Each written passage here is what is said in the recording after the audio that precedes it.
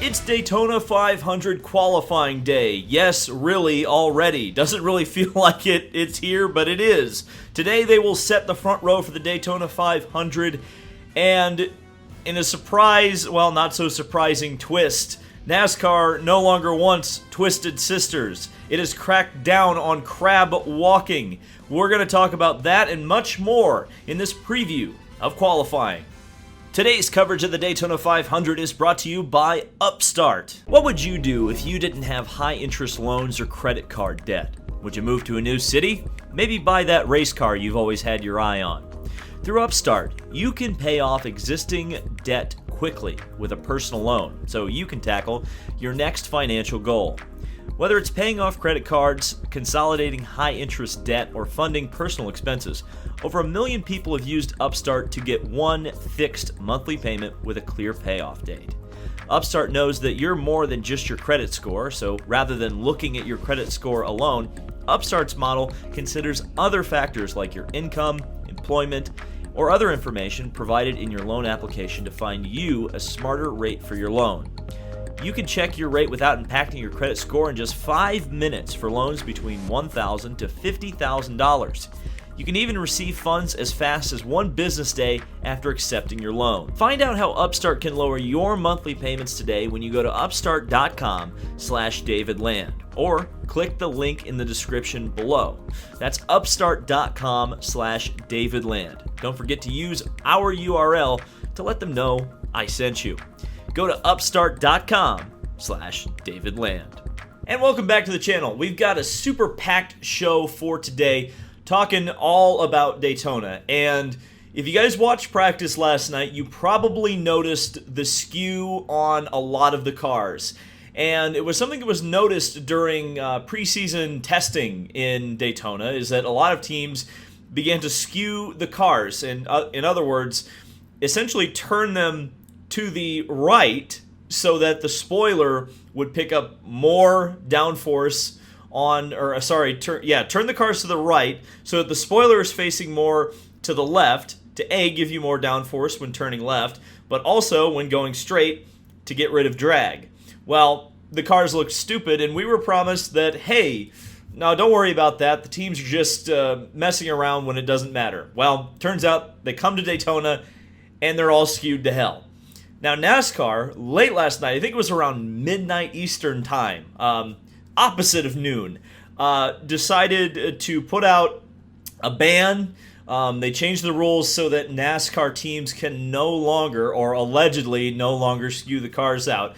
And that will certainly affect qualifying because, like I said, when you got more downforce in the corners and less drag on the straights, you're probably going to turn faster lap times. So a lot of the practice yesterday is essentially completely thrown out for a lot of teams who worked on skew with their qualifying setups. So we're going into qualifying very much kind of scratching our heads, I think, because anything that we really saw wasn't necessarily representative because either it was in a draft or now the car was skewed. So who knows what the heck's going to happen. Of course, if you missed the video last night, we talked a little bit in the IndyCar report about the Fords. Now, I had mentioned in my video talking about the rule change for Ford going into the Daytona 500 was that they had too much drag and too much downforce, so NASCAR took away drag and downforce. Well, when you go to a super speedway, drag and downforce aren't necessarily the best ways to go fast. And so Ford came out and completely swept the top 10 positions in practice yesterday. Michael McDowell, defending winner, was the first practice winner, I guess you could say, and the second practice was won by Joey Logano.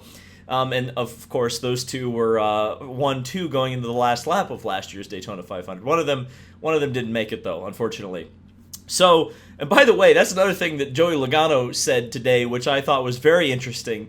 And he is now Dalara's favorite customer because he is not concerned about backup cars. He's not concerned about part shortages. He says he's going to race the duels. So what does that mean? Well, I remember specifically in testing, Logano pushed somebody so hard that NASCAR threw a yellow flag as to not tear up cars. So will that happen in the duels? I don't know. But another important point about the duels is that we have got qualifying mattering for six competitors. And 2 cars, they're going home. So here are the speeds, the top speeds yesterday for the open cars entered in the Daytona 500. Now, it's important to note that you're going to see a massive speed discrepancy. Some teams, looking at the lap times, were very clearly working on race setup. Others were working on qualifying setups. And you could even see it from practice 1 to practice 2, which teams were working on what. These were the top speeds that each achieved. So I guess in some ways this is what the cars are capable of doing. Now, Greg Biffle, NY Racing, that car comes out of the RCR shop at 188 miles an hour. That team was actually finally confirmed I think it was just on Monday. Noah Gragson also comes out of the RCR shop. So if you look at it, very consistent between the two RCR, Richard Childress Racing cars. Though it has to be said that running 188 miles an hour is very, very indicative that they were working on race setup. But if they're working on race setup, they're confident. Timmy Hill, the first of the Ford contingent, trying to make their way into the Daytona 500 at 182 miles an hour, almost 183 miles an hour. That's MBM Motorsports. That car we've known about being in the Daytona 500 for a while, or at least entered in the Daytona 500. The one that everybody doubted until it actually happened, Kaz Gralla, the money team. And I got to give a shout out to my buddy, who works with the, not the Garage Guys. The Garage Guys like him, though. The Big Motor Small Blade podcast, which I was on the other day. He picked Kaz Gralla for the pole. So, yeah, just keep that in the back of your mind watching qualifying. JJ Yaley in the second, MBM Motorsports, another one of the surprising entries kind of last minute. Jacques Villeneuve, IndyCar champion, Indy 500 winner, Formula One world champion. Finally trying to get in the Daytona 500 at 180 miles an hour. But Hazeberg absolutely was only working on single car runs. This was the fastest they went in both sessions. They definitely were not getting intentional toes, we'll put it that way. So while Jacques Villeneuve certainly at the bottom of the charts now, I would say wait till qualifying, because I suspect that they are going all in on qualifying, making the show on time and speed, and then not having to worry about racing your way in the duels, because Joey Logano clearly is going to cause a big crash, and that may affect absolutely everything. And the other important thing to remember, because last year I guess we all forgot, and so I'm going to point it out, is that even the 2 cars that make it into the 500 on speed still technically are racing to qualify into the race. It's a really weird system, and perhaps worked a lot better back in the day. But the long and the short of it is, it's the first, 2 cars across the line lock their way in, and then it falls back to speed. I think that's how it works. So, for example, if Greg Biffle goes fastest in qualifying of the open cars, and then finishes first of the open cars in the duel, he knocks out who was second or third in line in the open cars, despite the fact that Greg Biffle already qualified for the race. I think that's how that works. It's Daytona 500 qualifying has always been hard to explain, but I think that's how it technically works. But we'll have to see. But that's kind of my final point for today. And it's something that kind of came up because, ironically, I had a friend of mine send me a message about the LA Coliseum and the fact that Los Angeles didn't even come out and see their Super Bowl winning team. The parade was like there was nobody there. And it's something interesting, and I do think, I still stand by the fact that I think that the LA race did what NASCAR wanted it to do, which is, essentially not put on a race, put on a big entertainment show, and make Fox happy, essentially. But I think in doing so, they've really hurt the Daytona 500. I think the reduction in Speedweeks as well has hurt the Daytona 500. I look at it and I say, especially just like one day of practice, and now all of a sudden we're going to set the pole, and set the front row, and then tomorrow they're going to do the duels. It all feels very quick, and it's beginning to feel like they can do this in a weekend if they really, really wanted to. And to me, that's just dangerous, because the big events in auto racing, it doesn't matter what it is, 24 Hours of Le Mans, Indy 500, the Chili Bowl, any of it, the Rolex 24 at the same track, has weeks of buildup, not just, a day of practice, a day of qualifying, and then a pre-qualifying race. It is, nonstop, media blitz.